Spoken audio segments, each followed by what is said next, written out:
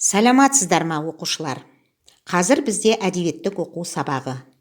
Сабағымыздың тақырыбы Ғабит Мүсіреповтің «Құрметтейік жер ананы» деп аталатын аңыз үзіндісімен танысамыз. Сабақтың мақсаты шығарманың мазмұнын түсіну, өз сөзімен айту. Мәтіннің тақырыбы мен негізгі ойын анықтау болып табылады.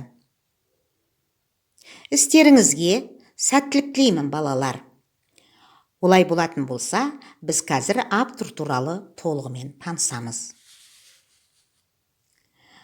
Ғабит Мүсірепов 1902 жылы 22 наурызда Солтүстік Қазақстан облысында дүниеге келген.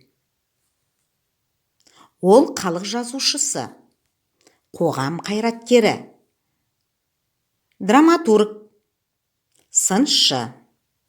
Ол 1985 жылы 31 желтоқсанда дүниеден өтті. Оның «Оянған өлке», «Ұлпан» және «Құрметтейік жер ананы» тағы басқа шығармалары бар. Есімізде ұстап жүрейік, балалар.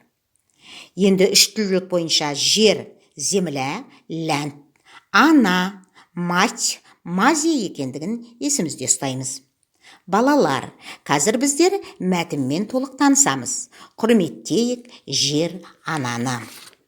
Адам баласының бір ата, бір анадан жаралғанын дүние жүзі әлде қашан мойындап қойған.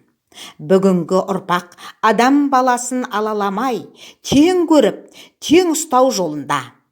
Ұлы ата-анамыз жер деген мекенді ұрпақтарына түгел арнаған. Адам баласының бесігі жер, жер ана. Ұлы анамыз Хауа, ұрпақтар анасы, барлық адам баласының анасы. Құрметтейік, бас иейік бүкіл адамзат баласының анасына. Құрметтейік, бас иейік адам баласының мәңгілік ортақ бесігі жер анамызға. Мәтінді оқып, тыңдап отырыңыздар. Енді балалар, біз мәтін бойынша сөздерді сәйкестендіруге көшеміз. Қаламымызды алып, жұмысымызды орындаймыз. Балалар, енді біздер қазір кері байланыс жасаймыз. Жер ананы құрметтеу дегенді қалай түсіндіңдер? Неліктен жерді анаға теңеді? Жақсы. Олай болатын болса, үйге мәтінді түсініп оқып келесіңдер. Соңғы азат жолын жаттап аласыңдар.